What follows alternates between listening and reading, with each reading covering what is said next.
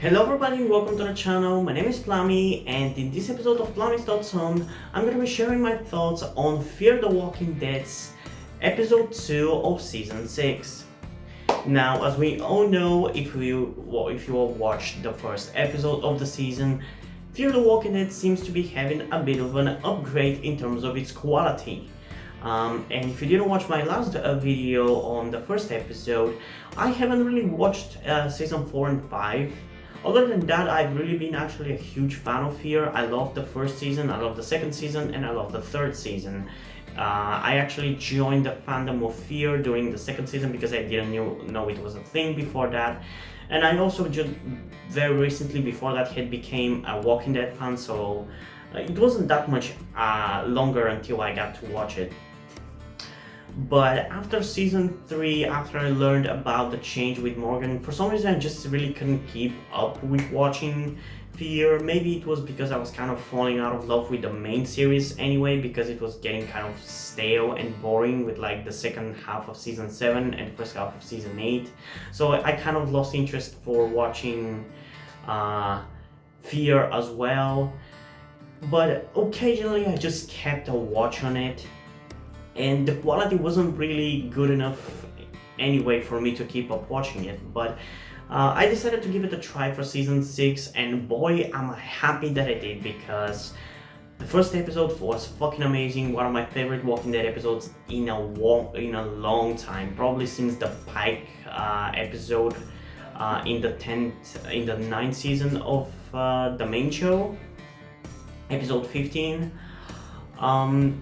And for this second episode, Welcome to the Club, it definitely wasn't as good as the first one, but it was also a very different episode compared to the first one, because the first one felt very much like a self-contained movie. Like, I feel like for the first episode, I can watch it without any of the context that I might require, and it will still be just as good. Like the minor details, like who Jeannie is and who Morgan's friends are not really necessary for you to be able to enjoy the story. Can you fuck off? It very much felt like his old other centric episodes, like Here's Not Here from the 6th season of the main show, or the less centric episode of Clear from season 3 of the main show. It very much felt like a spiritual sequel to those, and it's honestly probably my favorite Morgan-centric episode, just because it's just so cool, and it has so many cool characters. Like, it's a very small cast of like Isaac, Morgan, the bounty hunter, and the wife, and all of them are so cool, especially, the wife we haven't really gotten much of. Apparently we'll get more of her in the next episode, Alaska, episode 3, which I am yet to watch. I'm gonna watch it right after this video. But the bounty hunter, Isaac and Morgan were all amazing characters, and they were amazingly executed. Like, especially the bounty hunter and Isaac, they were just in one episode and they are already have left a mark on my mind of my most favorite Walking Dead characters ever. Like, in this one episode I was already much more invested in Isaac's story and in Isaac's character and in the bounty hunter's character than I have been after watching 3 episodes of World Beyond's characters. I mean, for the World Beyond characters, I'm maybe slightly invested in Felix, Hope, and Elton, but I'm still not really sold on them. Like, I'm not like, oh my god, what's gonna happen next to them? I have to watch the next episode. Well, for these characters, if they kept on going, I would have definitely felt like that.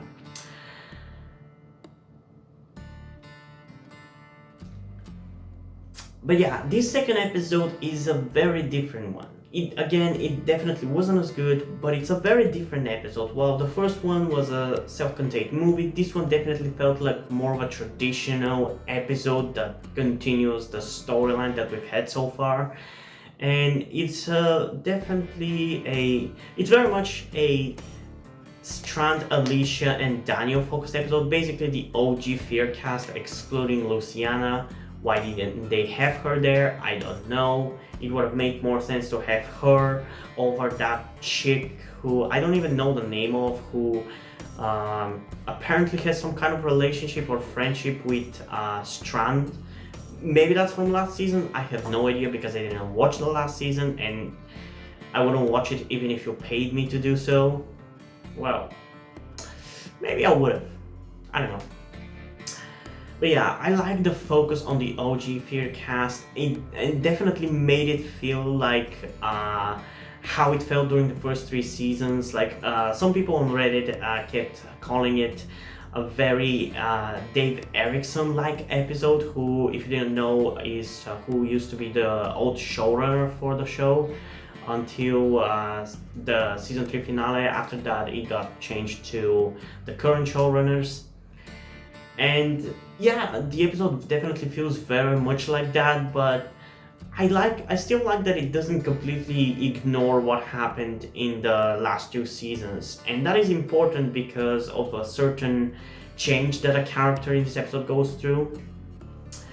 And before we delve any further, I'm gonna spoil this episode, so if you haven't watched it, go and watch it. I very much recommend it, even though it was not as good as last episode. If you're a Fear fan, I think you're gonna love this, especially if you're an OG Fear fan, because it definitely brought back the characters to how they used to be and how we used to love watching them be.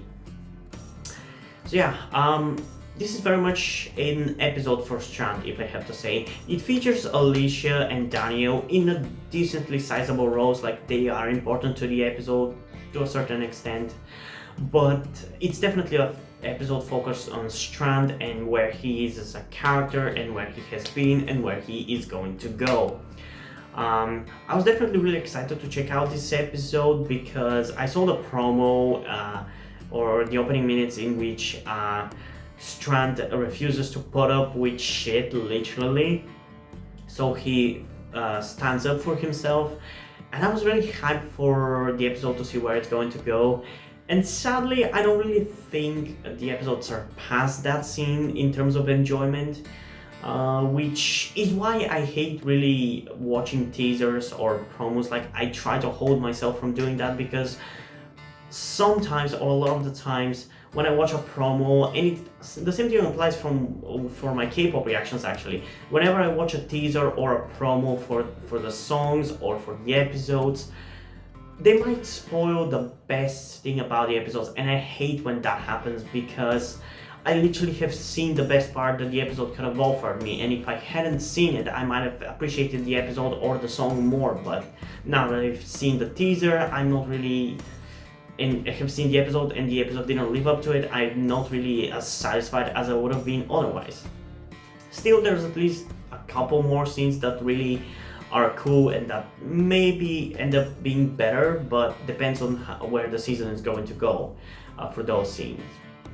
So I instantly like how the characters of Strand and Alicia feel like their old selves, especially Strand, because he definitely gets much more to do in this episode.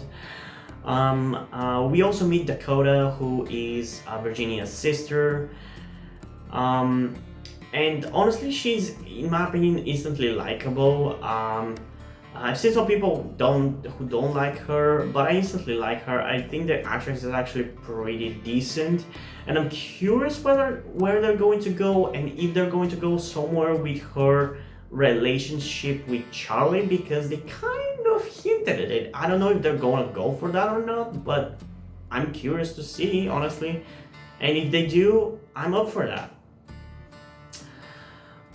So we're introduced to her as well. She's instantly likable to me, much more likable than her sister, and having that sister character definitely makes Virginia a little bit more of an interesting villain, because for me she's not really as annoying as most people make her out to be. Like, most people seem to hate her and not consider her a threatening villain at all, but I don't really feel like she is supposed to be a threatening villain. Not everybody villain you are supposed to be afraid of, because that would get boring, honestly. So I like her more of a smart antagonist who knows how to manipulate people, maybe. I mean, I haven't really seen much of her because again, I haven't seen the last season. But from what I've seen so far, she seems to manipulate people and to, how to say it,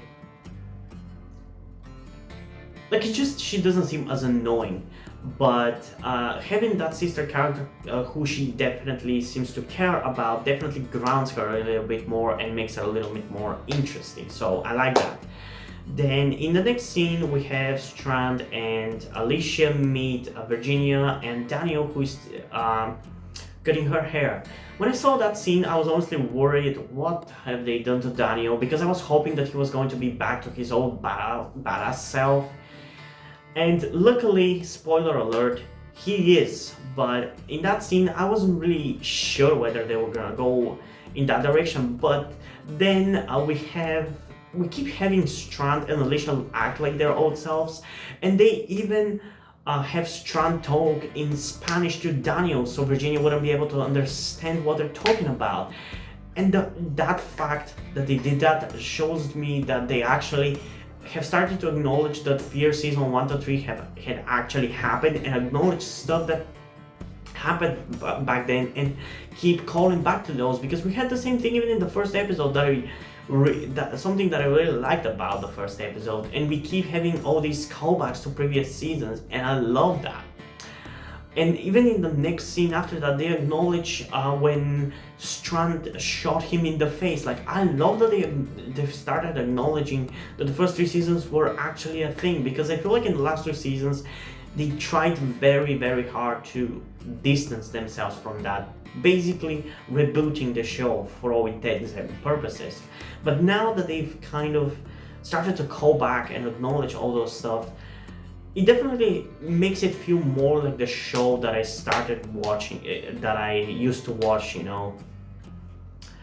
It definitely feels more like Fear season 1 to 3 more than even season 4 did, when all the characters from the main cast were alive, like Nick and Madison. So we keep having that scene with Daniel claiming that he has amnesia, which, if they played it straight, it would have been a dumb plot device. But the fact that they had all the other characters act like themselves actually gave me hope that they wouldn't do dumb things with Daniel's character. They would actually be smart about it.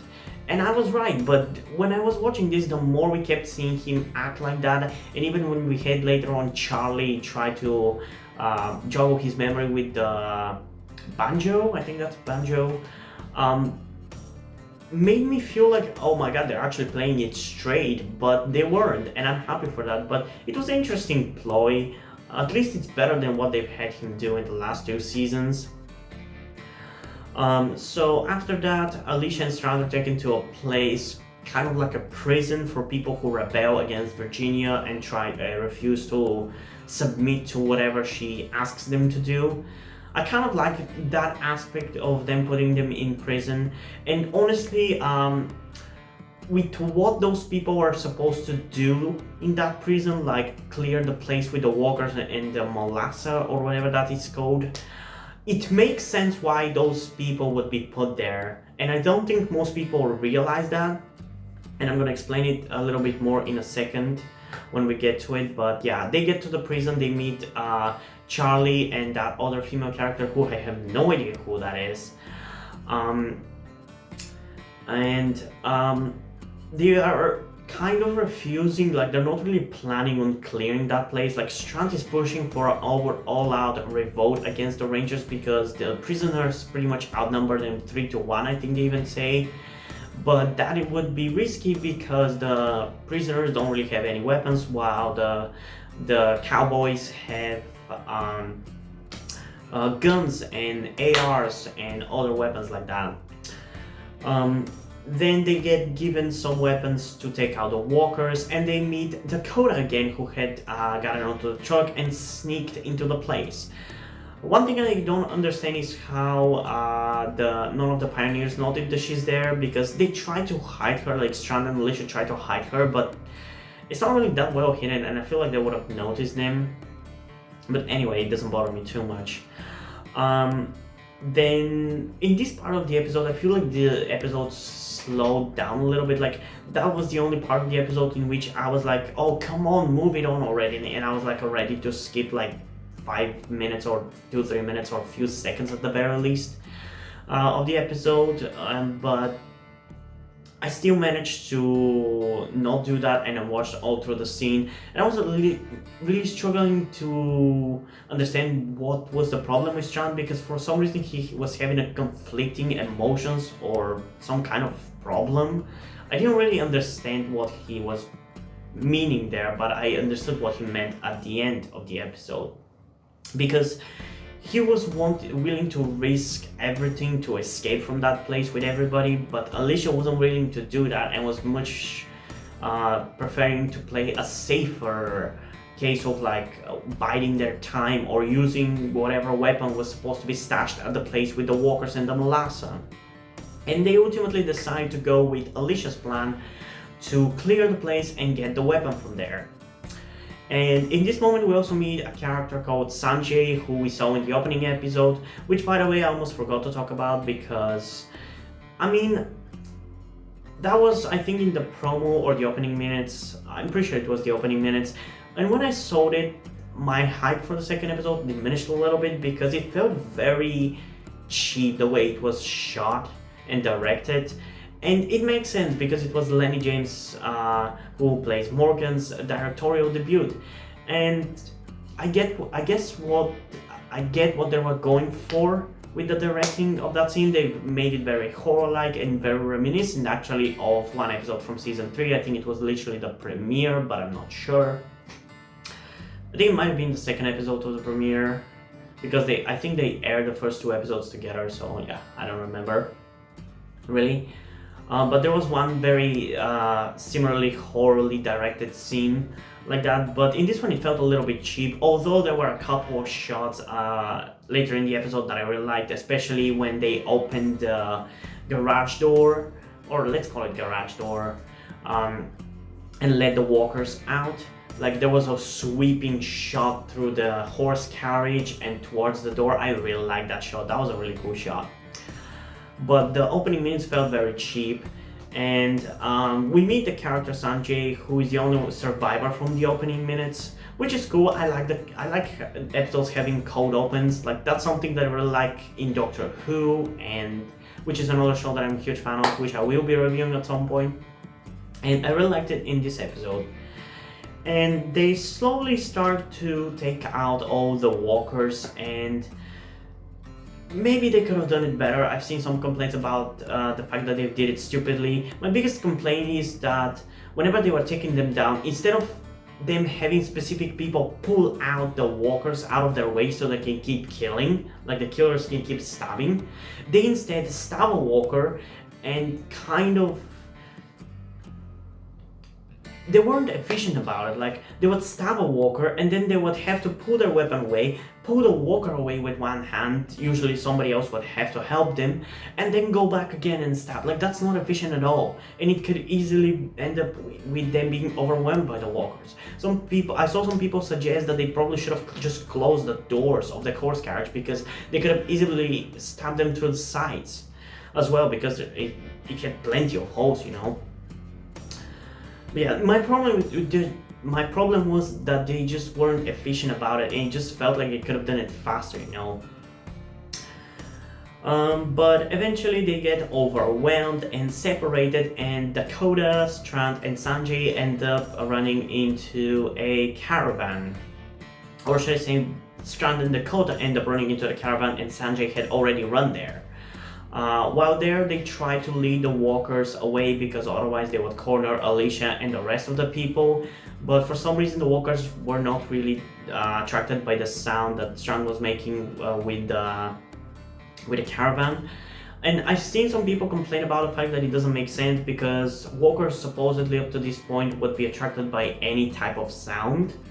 And here they say that walkers would always choose live bait over sound, that they don't know where it comes from. I can definitely see some complaints being legitimate, and I can see how some people might perceive it as canon breaking or whatever, but with the way it was presented with like Sanjay, who was a coward, who doesn't really have objective information. I feel like that was just his thoughts about why they weren't responding to the sound of the caravan. That's why he said that they would always choose live bait over that. I don't really think it's a big deal. It's just in this moment they weren't attracted for it for some reason. Like, it's not really as big of a deal as some people make it out to be, really. I do believe maybe some of the back row should have been attracted to it, but it's not a big deal. It's a tiny detail of the episode. Which, yes, there are actually quite a few tiny details in this episode that don't really fit together as well, and they end up becoming quite a big chunk. And I've seen some people complain about the first episode having the same problem of a lot of little details not really working together, but I feel like in this episode it's when it actually didn't really work together as well. In the first episode they were honestly not only justifiable, you could easily think of why and how certain things happened. And it was an enjoyable episode overall, really enjoyable episode. I think I gave it a 9.4 out of 10, that I can easily ignore those tiny details that don't make sense. For this episode it was just a little bit slower, and it's just there were a little bit too many things like that were bothersome, that dragged the episode for me a little bit, but it was still overall enjoyable and much better than anything we got in the last 2 seasons, if you ask me. So in that scene, Strands decide to go out with Sanjay and try to think of something and maybe attract the walkers away. And in this moment comes the best part of the episode that I fucking screamed when I saw it out of happiness. Because in that scene, we have Strand be questioned by Sanjay. Why didn't he go with his original plan of taking out the pioneers and just escaping? And Strand just says, "Good point, I should have done that," and just stabs Sanjay in the leg and pushes him into the walkers. I just love the way the scene is acted, what it means for the character, and everything about it. I love it. It was such a cathartic scene as well. I don't know, I just love it. Because we haven't had this Strand for so long, and I haven't even watched the show until that kind of Strand was gone, so I really like that scene. What confused me a little bit is how they didn't realize what Strand did after that, because he was literally still holding the knife in his hand and he was obviously covered in blood. And maybe they would think that it was walker blood or whatever, but I don't know, it just bothered me a little bit that he didn't even try to hide it. But still, the walkers attacked him, Alicia and that other chick whose name I don't know, mowed down the walkers with machine guns who they got from 2 pioneers that got eaten, and they cleaned the place. There was no weapon. Virginia showed up, and she revealed that the weapon was actually Strand, because what she was looking for in that place was a leader who can clear it. Because she was looking for somebody who could be a leader, who can lead her army. Why she doesn't believe that some of her right-hand men, especially one that we have seen pretty prominently in this episode as well, I have no idea, but still, to me, it also really makes sense why she has the rebellious people in this prison and forces them to take out the walkers. I don't know if that's what they were intending for, that's my interpretation, and I consider that my headcanon, but basically, in my opinion, the reason why she had those people there is because those were the people who were willing, in one way or another, to stand up to Virginia. They weren't willing to put up with what she was asking them to do or anything like that, and they would rebel and try to run away or whatever, and she was trying to force them into employing those kinds of rebelliousness and skills to taking out the walkers and proving that they are good leaders. So to me, it kind of makes sense, you know. Even though from a certain perspective I can see some people being really annoyed by it, because it's not really a realistic, gritty kind of thing. It's something that you would see in a comic book, I feel like. And yes, this definitely makes doesn't feel like old Fear, like the Walking Dead we had in the first 3 seasons, which felt very much down to earth. much more than even the early seasons of the main show. As much as people love to claim how down to earth it was. And thus, Virginia gives Strand kind of like a badge thing that makes him very up on the hierarchy. So he becomes an important person, and he becomes he has his own army or whatever that Virginia can force him to employ whenever she asks. Which is kind of cool idea to end the episode. So he has some power. What confused me at first was why they weren't just leaving after that, and were they allowed to leave? That wasn't also clear. Like, could they do whatever the fuck they want unless and just have to show up whenever Virginia calls them? I didn't really get that. But at the end we have Strand and Alicia. And Strand tells to Alicia that he's sending her away to a different settlement or whatever, because Alicia is the person who is holding him from becoming the Strand who killed Sanjay and who shot Daniel.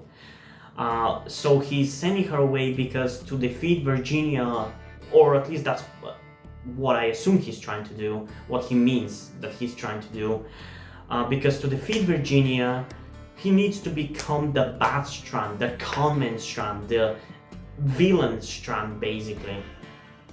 So I like how this is presented because it acknowledges the kind of bad person that Strand used to be, but it also doesn't completely delete the kind of person that he was in the last two seasons, you know. I really like that. It acknowledges both. And then it is really interestingly poetic. That's honestly such a cherry on top, in my opinion, for this episode, where he walks by Daniel and tells him that he is lucky that he doesn't remember who he used to be, because Strand wishes he didn't remember that. And it's kind of cool. Like, this is actually smart writing. Like, I genuinely am starting to not be able to believe that the same showrunners are running the show right now, because this is actually fucking smart. It's not just action for the sake of action, or certain character actions for the sake of having those character actions. There's actual fucking substance and allegory and themes in these episodes. So yeah, I really like that. And then to top it off, at the end of the episode we have Daniel and one pioneer leaving the settlement. Where to go, I don't know, but Daniel hears somebody whistling, the pioneer doesn't, so Daniel says that he forgot his scissors, so the pioneer goes back to the place to get the scissors. And in the meantime, Daniel slowly walks towards where the sound came from, and there's a walker. He's ready to kill him, but then motherfucking Morgan shows up with his battle axe and kills the walker. And in that moment, Daniel reveals that he was wondering whether Ginny was looking for Morgan, and he says, "Good to see you, Morgan," and they shake hands. And in this part of the episode, I fucking screamed out loud. Like, I'm enjoying this season so much, but this moment honestly made the episode for me. It was such a good cathartic moment at the end, because it proved my suspicions right. And it's just, both of them looked so fucking badass with that handshake, and how they're both ready to take down Virginia. And one thing that somebody pointed out on Reddit is how Daniel trusts Morgan more, even though he's known Morgan in like less than a year. And that made the scene even more interesting to me and entertaining, because it's true. Like, he didn't reveal his secret to Strand, but he revealed it instantly to Morgan. That just shows how much he trusts him, and I love that. It was amazing. It definitely elevated the episode for me, because again, when I watched it in the middle, it kind of slowed too much for me and I wasn't really enjoying it.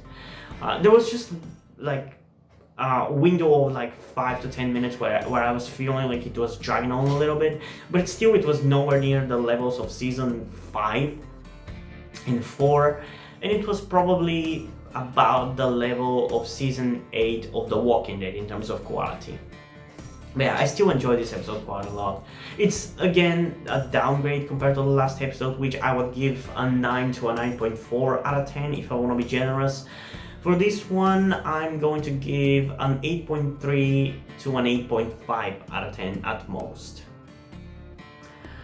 Because it was a good episode, but there's definitely ways I think it would have been, there could have been improvements to it, you know? But it was still a very entertaining episode. And I'm really excited to check out the third episode, which is what I'm going to do right after this video. So, hope you guys enjoyed this video. If you did, leave a like, subscribe. Also, check out the link in the description to my Twitter if you want to follow me there. And to my Wattpad, where I post my stories. Because in addition to doing all these videos on my channel, I'm also a writer. And if you end up enjoying my stories or you simply enjoy my videos, you can head over to Patreon where you can pledge your support and help keep the channel going and help support me so I can keep writing the stories you enjoy. But still, if you don't want to do it, that's completely fine. You can still help me out by liking this video, subscribing, and especially sharing this video with somebody who you think might enjoy it. And I think it's pretty much it for this video, so hopefully I'm gonna see you in the next one. Bye!